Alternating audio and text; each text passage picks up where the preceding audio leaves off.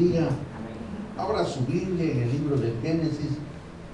Estamos en este caminar de la palabra de Dios con el propósito de ser edificados sobre la roca que es Cristo, conocer las perspectivas eternas que Dios tiene para nosotros, tomar la advertencia de la palabra y crecer en la gracia de Dios. El propósito de estudiar la palabra no solamente es tener un conocimiento, no, sino de, hermano, tener la información necesaria que como hijos, como iglesia debemos de tener para caminar en autoridad. Génesis capítulo 3, vamos a compartir del versículo 1 en adelante. Cuando lo encuentren se pone de pie. Vamos a leer en forma antifonal la palabra de Dios. Aleluya. Génesis capítulo 3, versículo 1 en adelante, dice la palabra del Señor. Pero la serpiente era astuta, más que todos los animales del campo que Jehová Dios había hecho, la cual dijo a la mujer: con que Dios os ha dicho, no comáis de todo árbol del huerto.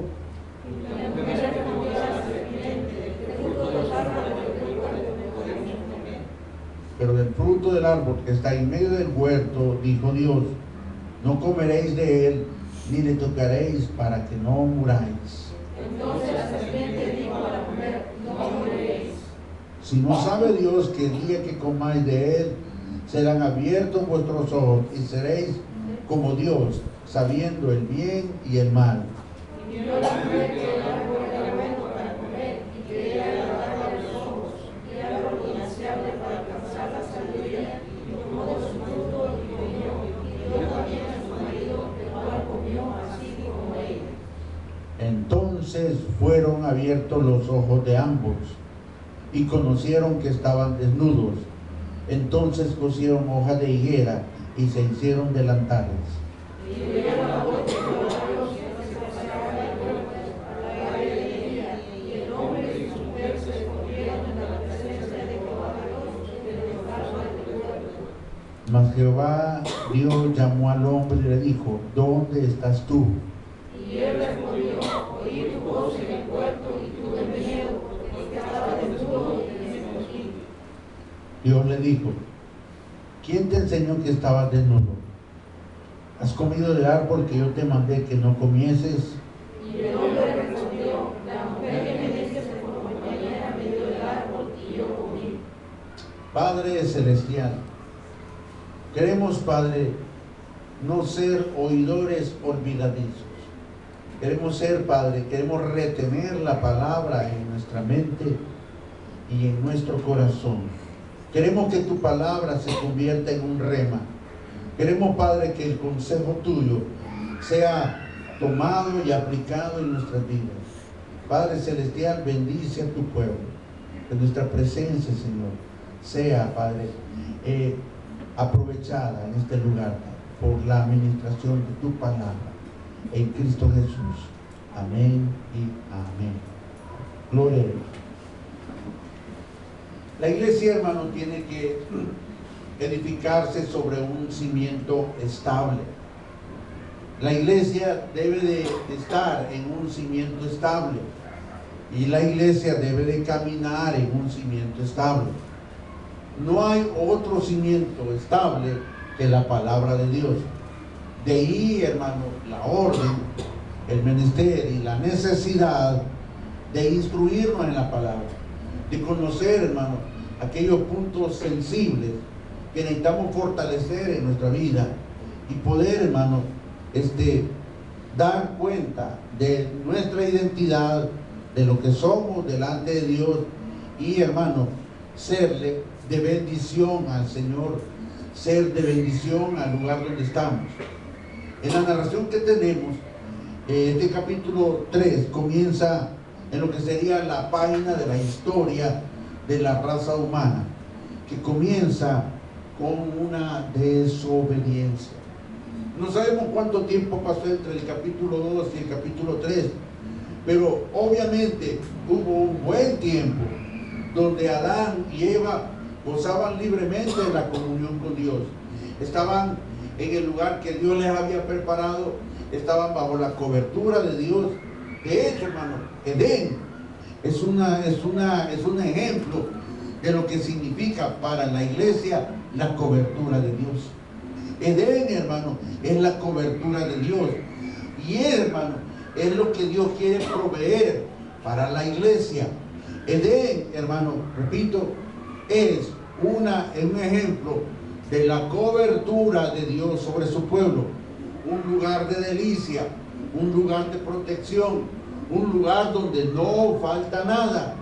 Pero por sobre todo, un lugar donde el hombre tenía comunión con Dios. Era un lugar muy especial. Era un lugar, hermano, que expresaba la relación plena entre el hombre y su creador. Pero vemos el capítulo 3, donde el panorama cambia radicalmente. Vamos a ver, vamos a entrar a una de las páginas más tristes de la historia, donde el hombre toma una decisión. Dice el capítulo, el versículo 1, pero la serpiente, la palabra clave, era astuta.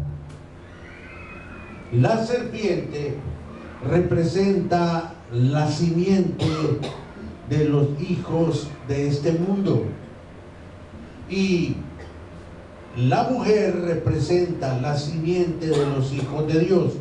Como lo sabe, versículo 15, léalo, hermano Rigo. La serpiente representa la simiente de los hijos de este mundo. Y pondré enemistad entre ti y la mujer, y entre tu simiente y la simiente suya.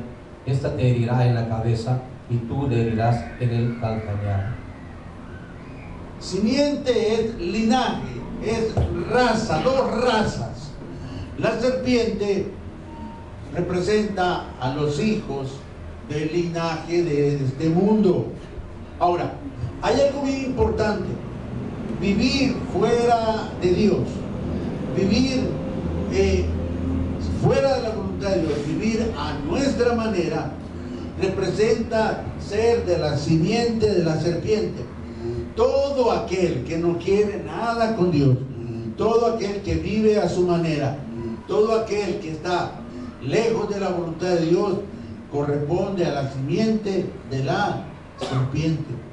Y hay algo bien característico. ¿Qué es lo que caracteriza a los hijos de la simiente de la serpiente? La palabra clave es astucia.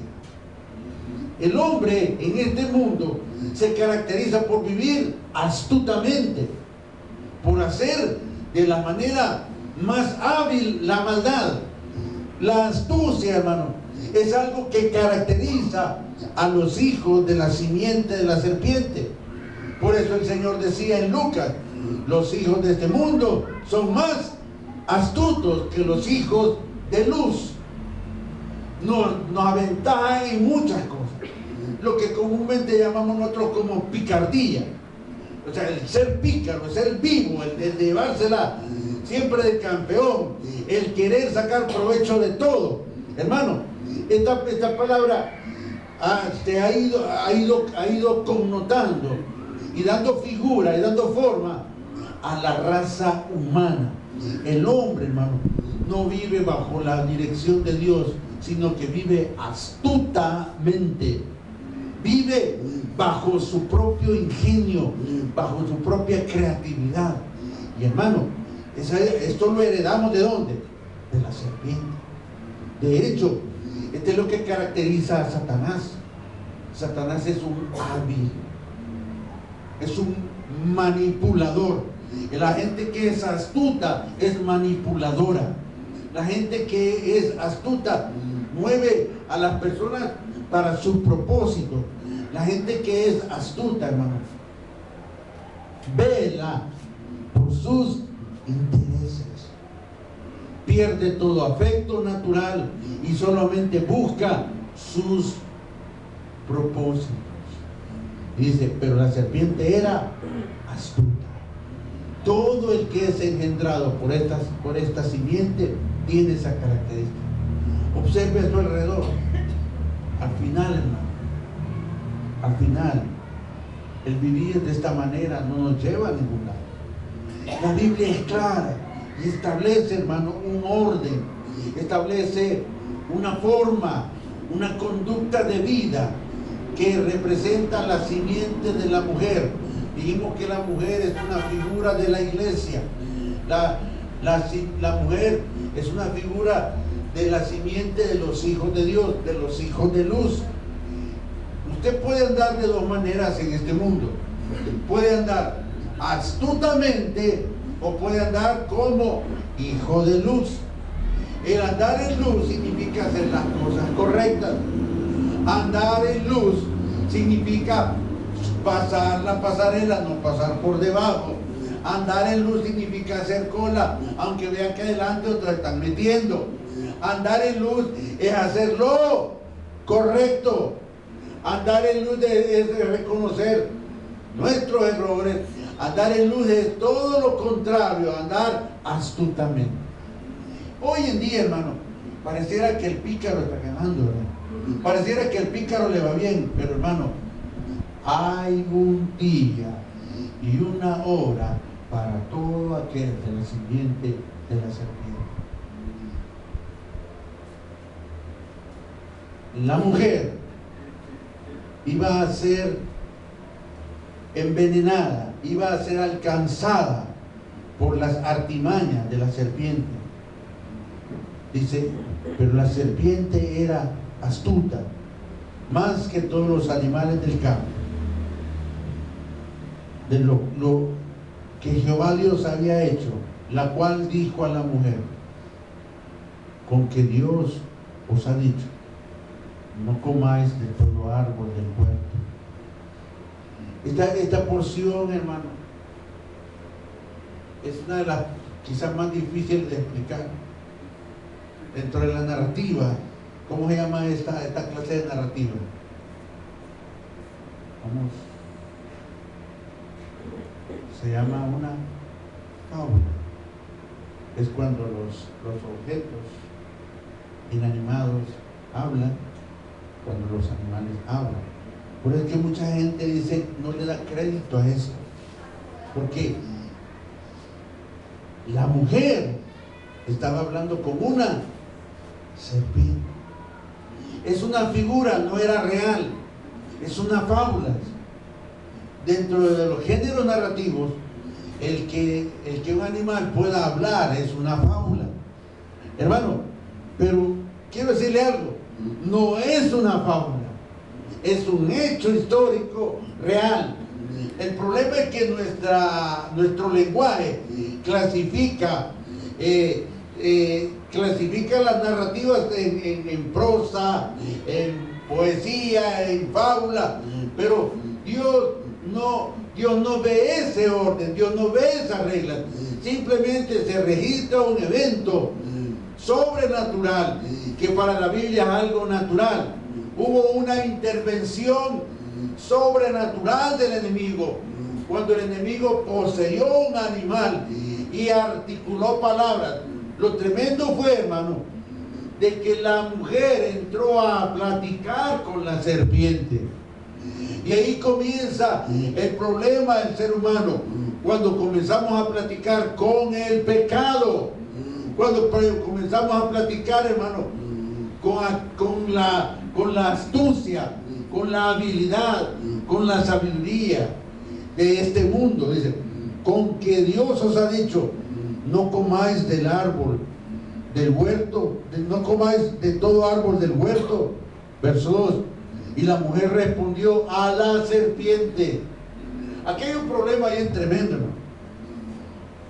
Yo les dije en el estudio anterior de que cuando Dios dio la orden de que no se iba a comer del árbol, Eva no estaba, solo estaba Adán. Pero hay un problema. A Adán le correspondía instruir y enseñar a su esposa, y obviamente lo hizo, porque el versículo El versículo 2 no lo dice. La mujer respondió a la serpiente: del fruto de los árboles del huerto podemos comer. Verso 3. Pero del fruto del árbol que está en medio del huerto, dijo Dios, no comerás de él ni lo tocaréis para que no muráis. Obviamente la mujer había sido instruida por su esposo. Obviamente la mujer había tenido de segunda mano la orden de Dios, pero tenía la misma autoridad y tenía el mismo valor. Hay un pequeño problema. Cuando la serpiente se acercó a Eva, ella estaba sola, no estaba Adán. No es bueno estar solos. No es bueno estar solo, hermano. Es una oportunidad para que el enemigo hable a nuestros pensamientos. Es una oportunidad que tiene el enemigo para poder sembrar su semilla. Hermano, ¿y cómo hago para no estar solo? Le doy una clave.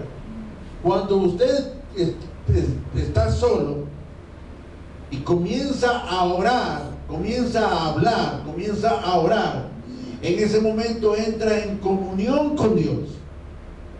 Pero si usted está solo y su boca está cerrada, le está dando oportunidad que sus pensamientos hablen.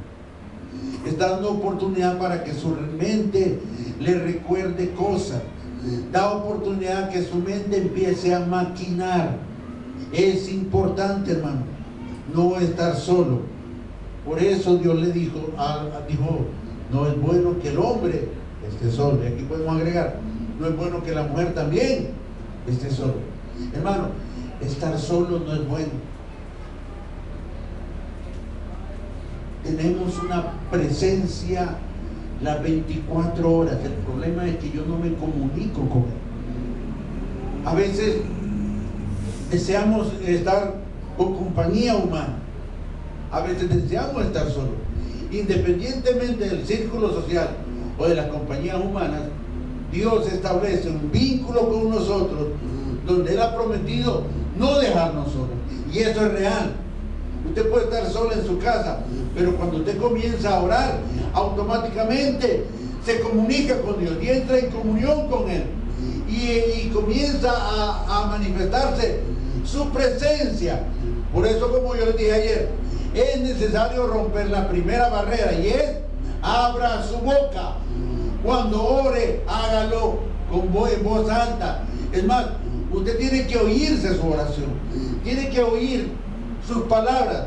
En ese momento yo entro en comunión con Dios. Pero lo tremendo es que cuando estamos solos, nuestra boca está cerrada. Da una oportunidad a que el enemigo cuestione, hable o interrumpa en nuestra vida con sus palabras nuestro quehacer, nuestra fe, nuestras convicciones.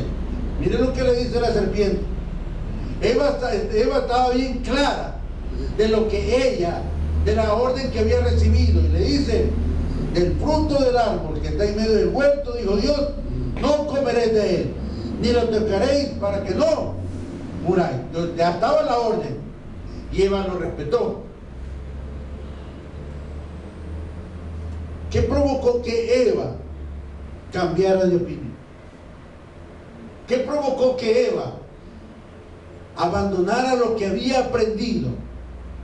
¿Qué es lo que provocó que Eva dejara de pensar como había estado pensando? Una segunda opinión, una segunda voz. Hermano, tiene que instruirse y esforzarse por desarrollar una comunión con Dios, para escuchar y vivir solo por la voz de Dios. Eva solo conocía la voz de Dios. Eva solo conocía la palabra que se le había dado. ¿Qué es lo que le hizo cambiar? Una segunda opinión. Y aquí es donde entra, hermano, lo peligroso y lo grave de la religión. La religión se convierte en una segunda opinión. La iglesia es una. La iglesia tiene estatutos y decretos y la iglesia se basa en la palabra de Dios. Pero hay